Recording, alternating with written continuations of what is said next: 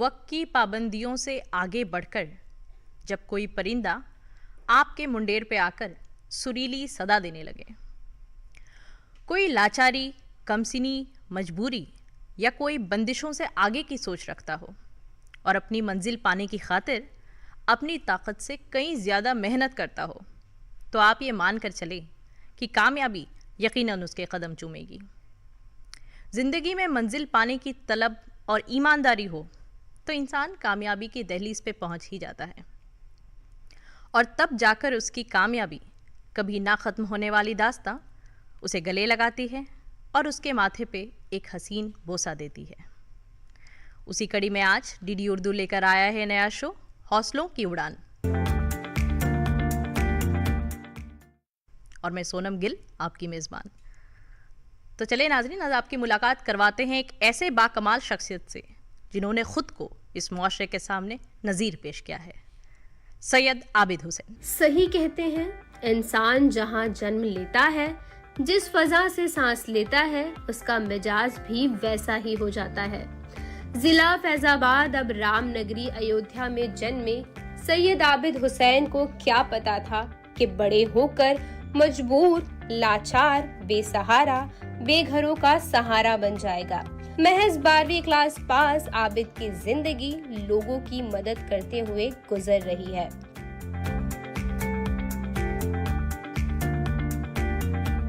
तो सलमान खान की मूवी बाद में आई, उससे पहले मैं ये काम शुरू कर चुका था और मैं कम से कम 1000 लोग की भारत वतन वापसी करवा चुका हूँ, और जिसमें 250-300 से डेड बॉडियाँ हैं जो विदेश में किन्हीं कारण फंस जाती है, उसकी भी मैं वतन वापसी कराता हूँ। ये मेरा काम है। आबिद ने भी बचपन से बड़े बड़े ख्वाब देखे थे कि बड़ा होकर वो एक कामयाब अफसर बनेगा, लेकिन घर के हालात की वजह से अपनी पढ़ाई बीच में ही छोड़नी पड़ी। लेकिन अपने छोटे मोटे काम की तलाश में शहर भोपाल में मुकीम हुए और यहीं से खिदमत खल्क को अपना जरिए तस्कीन बनाया। आबिद आज न सिर्फ एक कामयाब समाजी कारकुन है, बल्कि दुनिया भर के एजाज और तमगे अपने नाम किए हैं। इसी के मद्देनजर महज 12वीं पास आबिद डॉक्टर आबिद बन गया है। सुरखरू होते हैं दुनिया में हमेशा वही लोग दश्तो सहरा से जो सरगर्दा गुजर जाते हैं। जी, बहुत शुक्रिया। आबिद जी, आपका तहे दिल से इस्तकबाल है हमारे आज के शो में। जी। आबिद जी, आपको जो है बहुत ही एक मशहूर सोशल वर्कर के रूप में जाना जाता है पूरे भारत में, और लोग खुलूस के साथ आपको जो है बजरंगी भाईजान के नाम से भी मुखातिब करते हैं।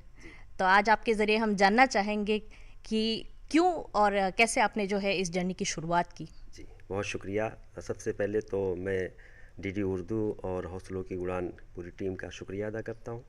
और मेरा नाम सैयद आबिद हुसैन है और मेरी पैदाइश उत्तर प्रदेश के एक छोटे से गांव जो ज़िला अम्बेडकर नगर में है, रूतपुर भगाई में हुई जी। और अपने रोज़गार के तलाश में मैं दिल्ली और दिल्ली से भोपाल में शिफ्ट हो गया, वहीं रहता हूँ।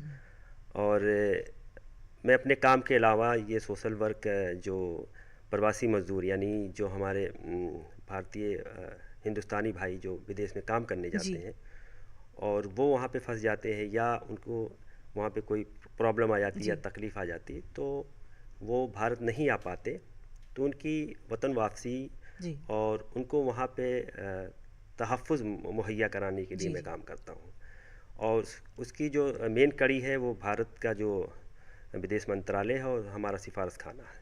ये दोनों डिपार्टमेंट उनकी मदद करती है, लेकिन उसमें मुश्किल ये आती है जो हमारे मज़दूर होते हैं वो कम पढ़े लिखे होने की वजह से वहाँ तक नहीं पहुँच पाते, तो उनको और सिस्टम को बीच में पुल का काम हम करते हैं और दोनों की मुलाकात कराते हैं और उनका काम होता है वो भारत आते हैं।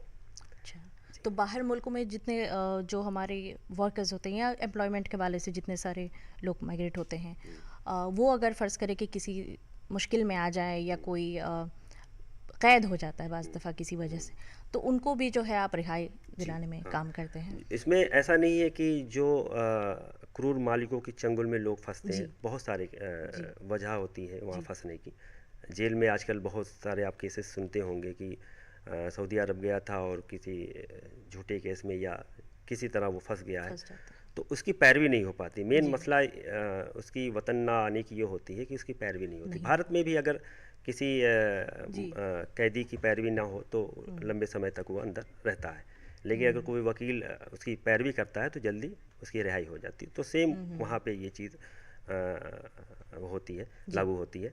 तो वो जब केस हमारे पास आता है, उनके रिश्तेदार या डायरेक्ट विक्टिम भी हमको कॉल करते हैं, तो मैं क्या करता हूँ, उनके सारे डॉक्यूमेंट जी। और एक लेटर बना के मैं विदेश मंत्रालय, जो भारतीय प्रवासी सहायता केंद्र और मदद, आजकल आपने सुना होगा सुषमा स्वराज मैम ने एक मदद वो बनाया था डिपार्टमेंट, जी। अनुभाग है वो, जी। तो उसको मैं भेजता हूँ। तो वो लोग क्या करते हैं, संबंधित एम्बेसी जहाँ पे हमारा भारतीय प्रवासी फंसा हुआ है जी। जिस मुल्क में, तो वहाँ की जो संबंधित एम्बेसी होती है, सिफारिशखाना, वो उसमें वो वहाँ पे वो लोग भेजते हैं केस को। अच्छा। और फिर हमारे पास कॉल आता है, पूरी डिटेल लेते हैं वो लोग, जी।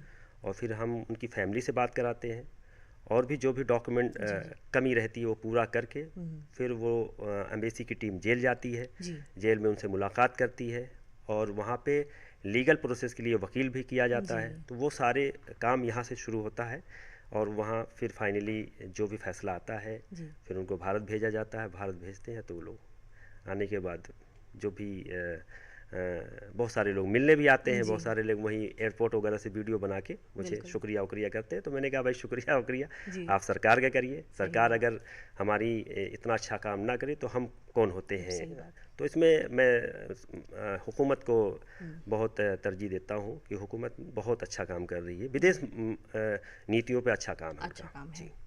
और हम ये भी जानते हैं कि आपने जो है बगैर किसी इदारे के या किसी सहारे के बगैर जो है एक ये कहना गलत नहीं होगा कि एक वन मैन आर्मी की तरह जो है आपने हाँ, बिल्कुल एक ये मुहिम शुरू किया। तो ये जब इसकी जर्नी की शुरुआत किस तरह से हुई कि आपको कोई ऐसी चीज़ थी जिसने आपको ऐसा मुतासिर किया कि जी यहाँ जो इस पर्टिकुलर सेगमेंट में जो कि एक बहुत यहाँ काम ना के बराबर होता है, जी।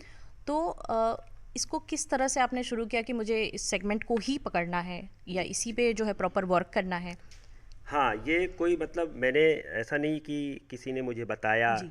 या मेरा कोई ज़हन था जी, जी। इस टाइप के काम करने का। 2 इंसिडेंट बहुत हैं मेरे बड़े मेरी ज़िंदगी में इस काम को शुरू करने को, जो मुझे मोटिवेट किया। जी। पहली एक फ़िल्म आई थी सरबजीत। जी।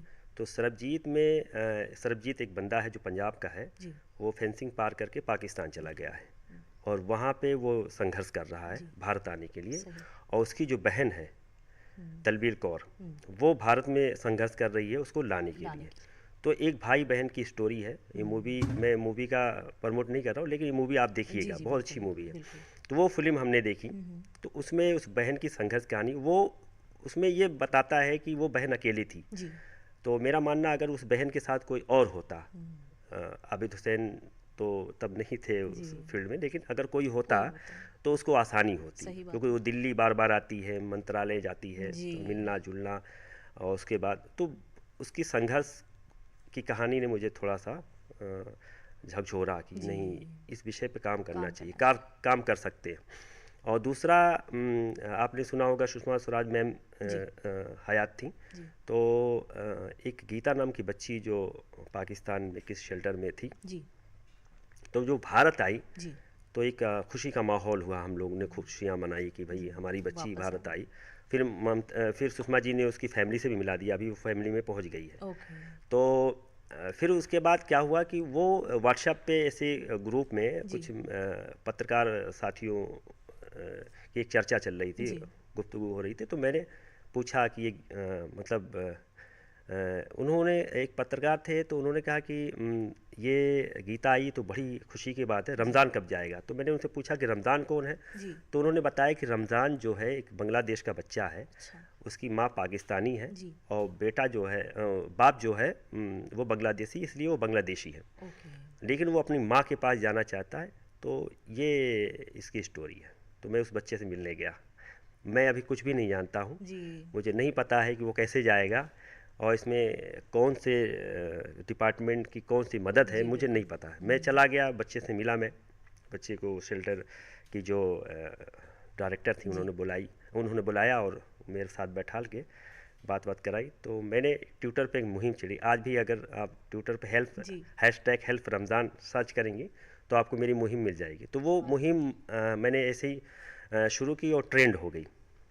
ट्रेंड होने के बाद ये बात आगे तक पहुंची। जी। तो इसमें उस शेल्टर की बहुत मदद है जी। और अर्चना सहाय मैम की बड़ी मदद है, सुषमा जी की बहुत ही मदद है। जी। तो बच्चा बांग्लादेश चला गया। चला गया वापस। तो इसमें मेरा बहुत ज़्यादा काम नहीं है, बहुत मामूली सा एक ट्विटर ट्रेंड मुहिम चलाई जी। थी, जी। लेकिन मुझे अच्छा लगा कि मैं इंसानियत के किसी काम आया। सही बात है। तो फिर मैंने एक इरादा किया कि इस जी। पे हम काम करेंगे। तो फिर मुझे ज़रूरत थी उसकी नॉलेज की, जी कि बिल्कुल। मैं मुझे काम कैसे काम करना कैसे है। कि ये ट्विटर वूटर तो एक फौरी तौर पे हमने कर दिया जी। और वो मदद होगी, लेकिन इसका लीगल प्रोसेस से या प्रोफेशनल तरीके से कैसे काम कैसे कर काम सकते। तो किया मैंने फिर गूगल पे और यूट्यूब पर स्टडी करेगा। स्टडी करना शुरू किया और कैसे केस आएंगे। अब केस भी तो लाना है बिल्कुल। भाई, अगर हम इस पे काम करते तो लोग हमारे तक कैसे पहुंचेंगे। कैसे पहुंचे। तो इस पे मैंने काम करना शुरू किया और सोशल मीडिया के माध्यम से जी। मैंने तलाश किया कि कौन लोग कहाँ कहाँ फंसे कहाँ हैं, कहाँ फंसे हैं। कैसे उन तक पहुंचा जा सकता है। तो फिर ऐसे मेरे पास केस आना शुरू हुआ। तो टाइम्स ऑफ इंडिया के एक पत्रकार थे, उन्होंने जी। मुझे एक केस दिया जी। जितेंद्र अर्जुनवार का। ओके। जितेंद्र अर्जुनवार जो था वो सिवनी बरघाट का था जी। और पाकिस्तान की कराची जेल में कैद था। ओ। तो उसकी मैंने मुहिम चलाई जी। और हेल्प जितेंद्र, जी। हैशटैग हेल्प जितेंद्र मेरी मुहिम थी। और जब मैं मतलब मुहिम कंप्लीट करने के बाद जी। मैं उस वक्त लखनऊ में था। जी। रात 10:30 बजे मुझे कॉल आया जेपी सिंह जी का। ओके। तो जेपी सिंह जी के अभी फिल्म बनी है, आपने देखी होगी। उज़मा नाम की लड़की है जो बिल्कुल। पाकिस्तान से भारत आई थी। जी। तो द ब्यूरोक्रेट्स, तो उसमें जॉन इब्राहिम साहब ने किरदार अदा किरदार किया। अदा किया था। बिल्कुल। तो जेपी सिंह जी ने मुझे कॉल किया तो मैं बाखुदा घबरा गया था। रात 10:30 बजे उनका कॉल आना यानी, और उन्होंने जब बोला कि मैं इंडियन हाई कमीशन इस्लामाबाद से जेपी सिंह बोल रहा हूँ, आप सैयद आबिद हुसैन बोल रहे हैं। हम कि जी सर, मैं आबिद हुसैन बोल रहा हूँ। जी। तो बोले कि जितेंद्र अर्जुनवार का जो केस आपने डाला है, इसके बारे में आपके पास क्या इन्फॉर्मेशन है। जी। तो हम कहे सर कोई ख़ास नहीं, बस उसकी फैमिली और उस एक मीडिया के माध्यम से ये केस आया था। जी। तो मुझे लगा कि इसकी मदद होनी चाहिए, इसलिए मैंने आप तक पहुंचाया था। सही। बोले नहीं, बहुत अच्छा किया आपने। इसकी कुछ और डिटेल्स मुझे चाहिए, जैसे कि इसका आधार कार्ड, जी। इसका राशन कार्ड, जी। इसकी मार्कशीट, जी। ताकि हम ये प्रूव कर सकें कि इंडियन है। इंडियन है। सही। और उसके बाद इसकी काउंसिल एक्सेस होगी और जी। उसके बाद कोशिश करेंगे कि जल्द से जल्द रिहा भारत हो जाए। जाए। तो ये 2017 की बात है। जी। और 2018 में जितेंद्र अर्जुनवार भारत आया। क्या बात है। और फिर मुझे लगा कि नहीं, ये काम अल्लाह ने मुझे, मतलब अब ये कहना तो बड़ी बात है, लेकिन मुझे ऐसा लगा कि ईश्वर ने ये इस काम के लिए मुझे बनाया है। बिल्कुल। अब मुझे रास्ता भी मिल गया, मुझे तरीका भी तरीके पता भी चल मिल गए, गया बिल्कुल। और केस भी आने लगे। जो आपकी नीयत साफ होती है तो जी, रास्ता और खुद ही मैं हो करता जाता है। सही करते बात। करते करते यहाँ तक यहाँ पहुँचा। तक पहुँचे हैं। जी। बहुत इंस्पिरेशनल जर्नी है आबिद साहब आपकी। और जैसे कि एक हमने पहले भी बताया कि एक ऐसा सेगमेंट है जिस पे बहुत काम नहीं हुआ है आज तक, या नहीं होता है अमूमन। और देखिए इंसान अपने आप को बेहतर करने की बहुत कोशिश करता है कि मैं बेहतर हूँ, है ना, हर तरह से। लेकिन किसी और की ज़िंदगी को बेहतर बनाने के लिए अगर आप अपनी ज़िंदगी जो खिदमत खल्क के नाम कर रहे हैं, तो इससे बड़ी बात और क्या हो सकती है। और ये भी बताएगा कि आज तक जो ये केसेस होते हैं, क्योंकि ज़ाहिर सी बात है बहुत पेचीदा होते हैं, ये कोई आसान तो नहीं होता एक मुल्क से रिहा करवाना लाना। और इसमें जो है आपको ब्यूरोक्रेसी के साथ लिंक करना पड़ता है मुख्तलिफ ममालिक से। तो इसमें क्या चैलेंजेस आती है जब आपको वो पेपर वर्क के हवाले से अगर बात करें, या उनको रिहा करना है, तो कौन से इस तरह के पैरामीटर्स होते हैं जिसको आपको जो है क्रॉस करने के बाद ही वो चीज़ें जो है सक्सेसफुल होती हैं, अगर हमारी आवाम जानना चाहे तो। हाँ, देखिए, सबसे पहली बात मैं बताना चाहूँगा कि मेरे पास केस आया जी।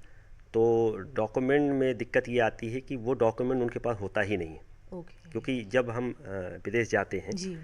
तो हमारे डॉक्यूमेंट्स जो होते हैं वो कफील रख लेता है, यानी स्पॉन्सर सही। वो रख लेता है। अब इनके पास अगर ये जाने से पहले इन्होंने उसकी फ़ोटोकॉपी वगैरह कराई है जी। तो फिर तो ठीक है, नहीं तो वो पेपर वर्क करने में यही दिक्कत आती है क्योंकि उनके पास डॉक्यूमेंट नहीं होता। नहीं होता है। तो फिर क्या होता है कि उनके नाम से आधार कार्ड से वगैरह से फिर पासपोर्ट वगैरह की कॉपी वॉपी निकलवाई जाती है और फिर उस पासपोर्ट के माध्यम से बहुत सारे डॉक्यूमेंट निकल आते हैं, क्योंकि विक्टिम है तो अपने ताल्लुकात से जी। एम्बेसी बहुत मदद करती है। ओके। जब डॉक्यूमेंट आ गया फिर मैंने एम्बेसी को भेजा। जी। एम्बेसी ने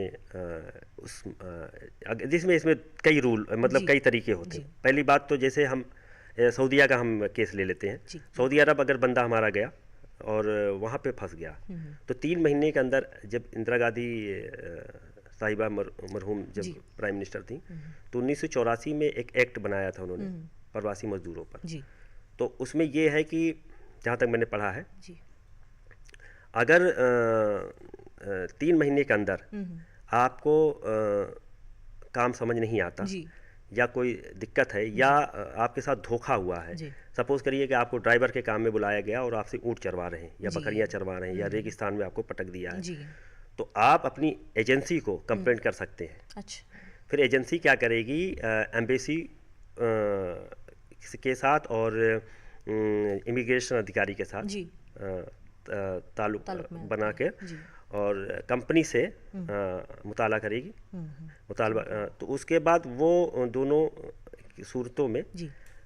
ये होता है कि एजेंसी की जिम्मेदारी हो जाती कि किसी तरह उसको भारत लाया जाए। और अगर एजेंसी नहीं लाती है जी। ऐसे शर्तों में, और क्योंकि एजेंसी जो है जी। वो भारत विदेश मंत्रालय से ऑथराइज है, जी बिल्कुल। तो उसके पास लाइसेंस है लाइसेंस मैन पावर का, सही। विदेश में मजदूरों को को लाने का, जॉब देने का।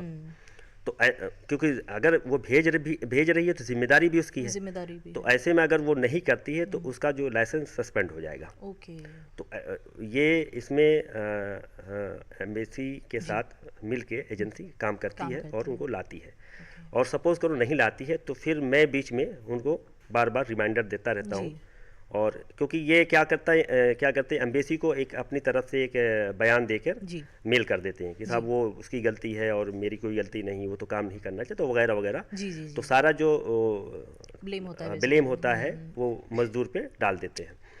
क्योंकि मैं बीच में रहता हूँ तो मुझे पता रहता है कि इसमें मजदूर की गलती नहीं है, तो फिर मैं 1-2 बार रिमाइंडर जब डालता हूँ तो एम्बेसी इस पर सख्त होती है और फिर किसी भी तरह उसको भारत भेज देती है।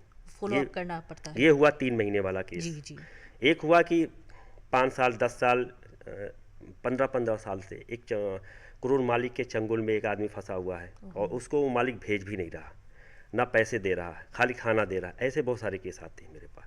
तो बहुत मुश्किल होता है। बहुत मुश्किल होता। और इसमें एक मैम एक और मुश्किल ये होती है कि सपोज करिए कि वो उसने कंप्लेंट कर दी तो उसकी ज़िंदगी का भी दांव लग, मतलब ज़िंदगी पे भी बना जाती है, रिस्क हो जाता है।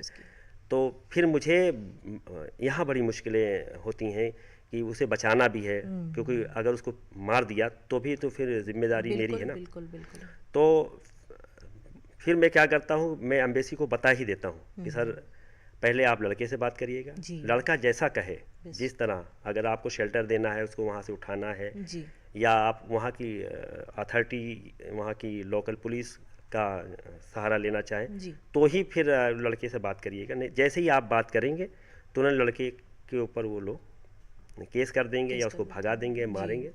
तो फिर एम्बेसी उसी हिसाब से, क्योंकि उनको ज़्यादा नॉलेज रहती है मेरे से। मैं तो वो बताता हूँ जो बच्चे बताते हैं, फिर वो लोग लीगल प्रोसेस से ही उसको वहाँ से भिजवाते हैं। हमारी सरकार की तरफ से इसमें बिल्कुल जो है हाँ, सरकार, मैं जितना काम कर रहा हूँ इसमें सरकार की ही देन है, मेरा अपना कुछ नहीं है। बस मेरा काम ये है कि मैं एक पुल का काम कर रहा हूँ, विक्टिम और सरकार के बीच का पुल का काम है। तो मैं विक्टिम की बात सरकार तक पहुँचाता हूँ और उसको फॉलोअप लेता हूँ। मेन बात है कि जैसे कि केस भेजकर खामोश हो जाएंगे तो काम नहीं होगा, क्योंकि सरकार के पास बहुत सारे काम होते हैं और बहुत सारे काम है, तो जाहिर सी बात है उनको बताना पड़ेगा और याद दिलाना पड़ेगा। तो वो कंटिन्यू उनको फॉलोअप लेना पड़ता है, तो काम हो जाता है। और इसमें कोई खर्चा नहीं आता है। जो भी खर्चा आता है टिकट्स वगैरह का और हाँ कुछ दौड़ भाग का वहाँ पे डॉक्यूमेंट्स वगैरह का, तो वो खर्चे आते हैं। बाकी इसमें कोई मिशन कमीशन का कोई मसला नहीं जी। आबिद जी, हमें ये बताते हुए खुशी भी होती है काफ़ी कि आपको जो है इंटरनेशनल एक्सेलेंस अवार्ड मिल चुका है इंटरनेशनल ओपन यूनिवर्सिटी अमेरिका से, और ऑनरी PhD इन सोशल वर्क, जो कि एक बहुत प्रेस्टिजियस अवार्ड है।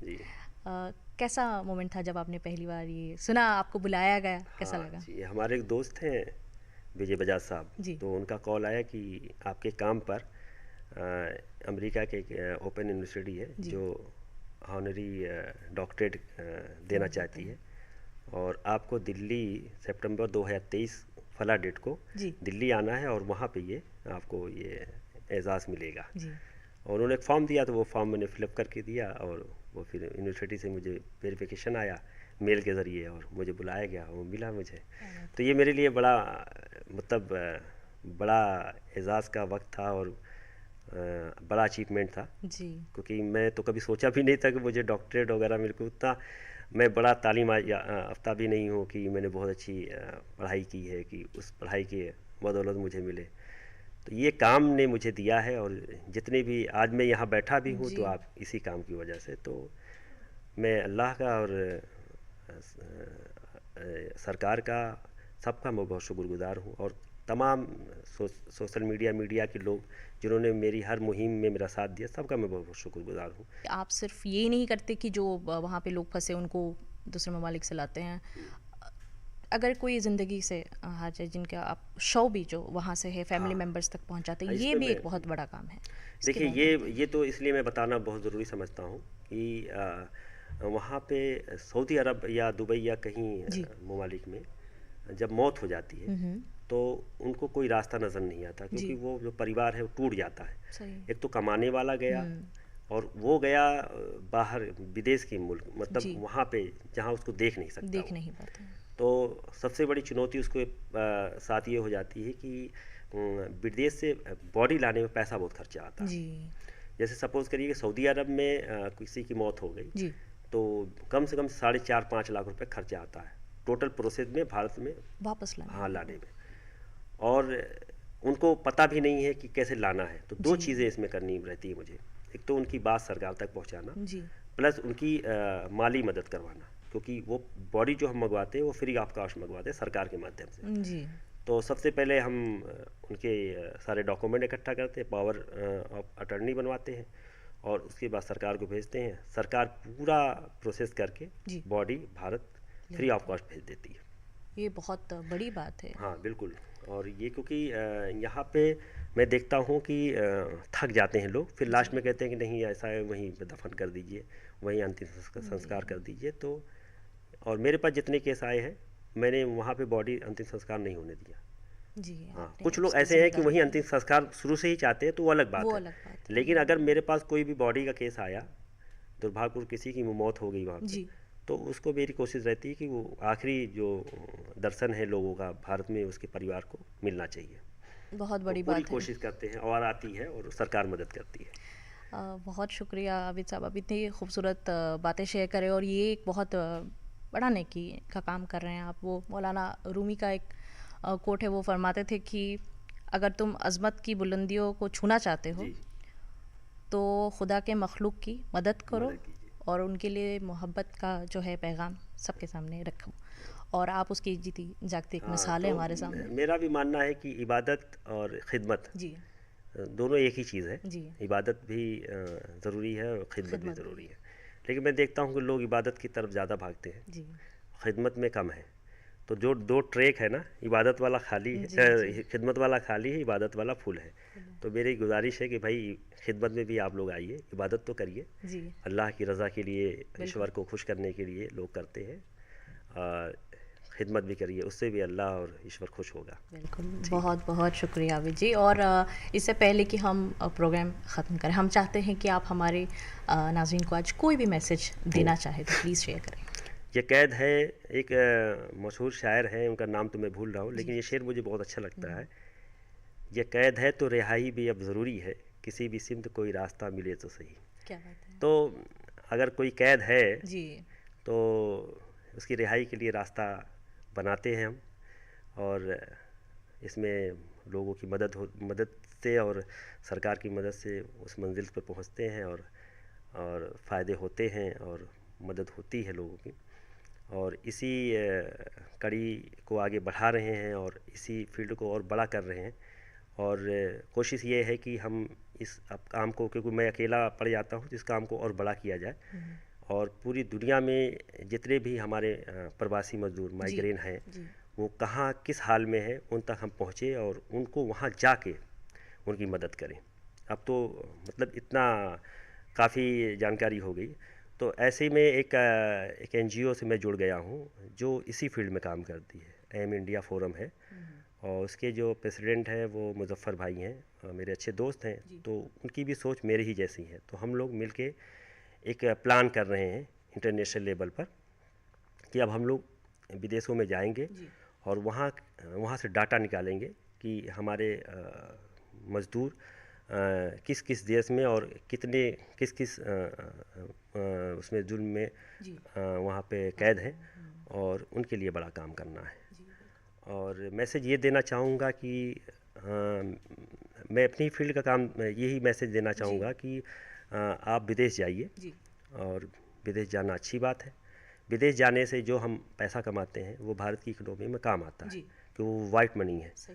तो मैं विदेश जाने के पक्ष में हूँ, और मैं कभी नहीं मना करता हूँ विदेश मत जाइए, लेकिन बहुत आप सुरक्षित होकर जाइए, सतर्क होकर जाइए, डॉक्यूमेंट पूरे करके जाइए। और जब भी आप जाएं तो जो भी डॉक्यूमेंट होते हैं उसको बढ़िया से पढ़िए। अगर आपको पढ़ना नहीं आता मेरे पास भेजिए। अगर मैं अवेलेबल नहीं हूँ या मुझ तक आप नहीं पहुँच पा रहे, तो आपके क्षेत्र में, आपके एरिया में बहुत सारे ऐसे लोग होते हैं जो विदेश से आए हुए होते हैं 10 साल 5 साल, उनसे मिलिए, उसको सारे डॉक्यूमेंट चेक कराइए। अगर वो ज़रा सा फेक है, आजकल तो गूगल पे सारी चीज़ उसके उसमें बारकोड होता है, उसको स्कैन करिएगा तो वीज़ा अगर फेक है तो नहीं शो करेगा, वीज़ा अगर ओरिजिनल है तो वो शो कर जाएगा। तो बहुत सारे रास्ते हैं। मैं देखता हूँ कि फेक वीज़ा के नाम, फेक टिकट के नाम पे एजेंट आपको पैसे ले लेता है, एयरपोर्ट पहुंचाता है, और एयरपोर्ट पे जब आप जाते हैं तो एयरपोर्ट वाला मना कर देता है कि ये तो वीज़ा फेक है और टिकट भी फेक है। पता चला आपने 1-1.5 लाख रुपये उसको दे दिया, और फिर फ़ोन करते हैं कि भैया ऐसा ऐसा मेरे साथ हो गया, और उसने फ़ोन नंबर भी बंद कर दिया। तो इस सब चीज़ों से बचें आप। भारत विदेश मंत्रालय की जो गाइडलाइन है उसको गूगल पे आप पढ़ें, उसको फॉलो करें, उसमें जिस तरह जैसे बताया गया उसको आप अप्लाई करें, तभी आप विदेश जाएं। बहुत बहुत शुक्रिया आबिद साहब, आपने इतनी खूबसूरत बातें शेयर की, अपनी इंस्पिरेशनल जर्नी शेयर की, किस तरह से आप एक वन मैन आर्मी बन के आज हमारी नाज़रीन जो आपको सुन रही है वो 100% इस बात का यकीन करेंगे कि बजरंगी भाईजान अगर बुलाया जाता है तो क्यों बुलाया जाता है, वो बिल्कुल साफ जाहिर हो गया है। बहुत बहुत शुक्रिया, बहुत खुशी हुई आपसे बात करके आबिद जी। बहुत शुक्रिया, आपका भी बहुत बहुत शुक्रिया इस प्रोग्राम में बुलाने के लिए। इसी जुस्तजू व तलाश में मेरी उम्र सारी गुजर गई, मैं कहाँ कहाँ से संभालता ये कदम कदम पे बिखर गई। दोस्तों, अपनी मंजिल पाने की खातिर मेहनत करें और ख़ुद को मुसलसल आगे बढ़ाते जाएं। तलाश जारी रखें मगर ख़ुद को खोने ना दें। इसी उम्मीद के साथ कि दोबारा आपसे रूबरू होंगे, इजाज़त चाहते हैं। खुदा हाफिज़।